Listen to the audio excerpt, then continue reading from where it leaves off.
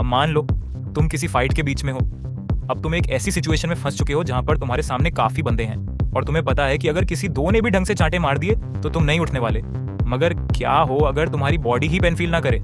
तुम लोकिम के इस कैरेक्टर को तो जानते ही होंगे ना, होली मैन। एंड इसके पास एक गॉड गिफ्टेड श्राप कह लो या फिर कुछ और, मगर ये बंदा पेन फील नहीं कर सकता था। एंड यही पॉसिबिलिटी रियल लाइफ में भी होती है। काफ़ी सारी ऐसी डिसीज़ हैं जो कि तुम्हारे नर्व रिसेप्टर्स को इतना डैमेज कर देती है, या फिर वो बचपन से ही डैमेज होती हैं कि तुम पेन रिसेप्टर्स को फील ही नहीं कर सकते। एंड यही इस बंदे के साथ भी था। तुम इसको जितना मर्जी पीट लो, इसको पेन फील नहीं होता था अनलेस वो डेथ तक की सिचुएशन में आ जाए तब तक। अब अस्यूम करो ये एबिलिटी तुम्हारे पास हो तो क्या होगा। So how is this possible? क्या मैं प्रूफ के साथ भी बोल रहा हूँ? देखो, अकॉर्डिंग टू साइंस, जब तुम फाइटिंग सिचुएशन के अंदर या किसी भी सीरियस सिचुएशन के अंदर होते हो, एड्रेनलिन नाम का हार्मोन बॉडी के अंदर हिट करता है एंड वो ऑन कर देता है तुम्हारा फाइट एंड फ्लाइट मोड, जिसके अंदर तुम सीधा भिड़ते हो जाकर या फिर तुम सीधा भाग जाते हो। अब मान लो तुम्हारे एड्रेनलिन ने तुम्हें फंसा दिया फाइटिंग सिचुएशन में, तो कॉन्शियस रहकर थोड़े काम करने पड़ेंगे तुम्हें। Number 1, rock position.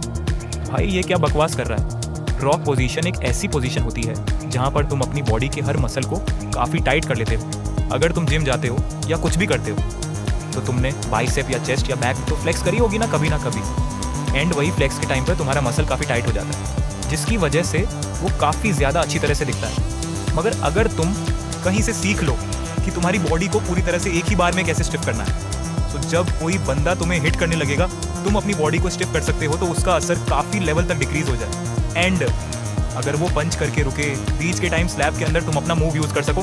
Number 2, power shift. देखो, तुम कोई एनए कैरेक्टर तो नहीं हो, मगर तुमने उनमें देखा तो होगा ना कि कैसे कोई एनए कैरेक्टर अपनी सारी बॉडी की पावर किसी एक पार्ट पर इकट्ठा करता है एंड उसके बाद वो पंच करता है या किक करता है, राइट? तो तुम्हें भी थोड़ा यही करना है। तुम एक काम करो, इस वीडियो को देखते देखते खड़े हो जाओ एंड खड़े होने के बाद एक ऐसी पोजीशन लो जहां पर तुम्हारी बॉडी एक रॉक पोजीशन में आ जाए। एंड अब रॉक पोजीशन से छूटो एंड जस्ट किसी पंच के साथ, किसी लेग के साथ, जो भी तुम अच्छी तरह से मूव कर सकते हो, सारी बॉडी को लूज करके सिर्फ उस पार्ट को टाइट करके एक अच्छा सा पंच एंड एक अच्छी सी किक हवा में लगाओ। उम्मीद है तुम कर रहे होंगे ये खड़े होकर। एंड यही सिचुएशन है। माइंड काम करने की जगह ओनली पावर काम करती है and that's the work of adrenaline. तुमने अपनी सारी पावर को एक पार्ट पे शिफ्ट किया, बाकी बॉडी को लूज किया एंड जस्ट हिट किया। क्या रिजल्ट मिला? डबल या ट्रिपल डैमेज, ट्रस्ट मी। अब ये तो हो गई 1v2, 1v3 या 1v4 सिचुएशन की बात। अब बात कर लेते हैं बहुत सारे लोगों की। Number 3 situation. You are not Goku, अजीटा और गट्स की तुम सीधा घुसोगे और जाकर फाड़ दोगे नहीं। No, you are a human. तुम्हारी कोई लिमिट्स हैं। अगर सबने एक एक थप्पड़ भी मार दिया तो पिटने वाले हो। अनलेस और until you are a martial artist. खैर, मार्शल आर्ट के ऊपर वीडियो मैं बना दूंगा, मगर इस सिचुएशन में क्या करना है पहले वो सुन लो। एड्रेनलिन को 2 तरह से हिट करवाना होता है। कभी देखो अगर कुत्ते पीछे पड़ गए तो एड्रेनलिन क्या करता है, तुम्हारी बॉडी को एक ऐसा रश देता है कि तुम्हारे पैर रिफ्लेक्सेस की तरह काम करते हैं एंड तुम्हारे पैर बस भागते जाते हैं। बस तुम्हें ऐसी सिचुएशन में उसी पॉइंट को हिट करवाना है, तुम्हें वहाँ से रन करना है। एंड मेरी बात याद रखना, तुम्हें घर वापस जाना है, कोई इंतज़ार कर रहा है तुम्हारा। अगर तुम सोच रहे हो कि 10-12 के बीच में भिड़कर तुम उनको पीट दोगे, नहीं, तुम्हारी क्या हालत होगी यू नो वेरी वेल। ऐसी सिचुएशन में भागना बुज़दिल ही नहीं, सेल्फ डिफेंस कहलाता है। बाकी तुम्हारी मर्जी।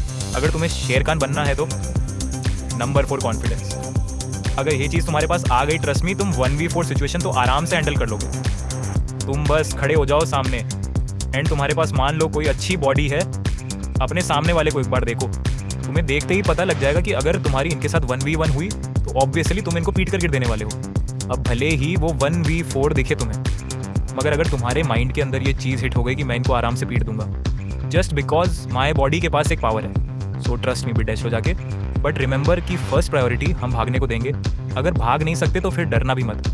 अब ये जो 4 चीज़ें बताई हैं, अगर इनका तुमने सही जगह पे सही टाइम पे कॉम्बो कर लिया, तुम्हारी बॉडी पेनलेस बन जाएगी। ये बायोलॉजिकली तो पॉसिबल नहीं है, मगर तुम साइकोलॉजिकली सोचो।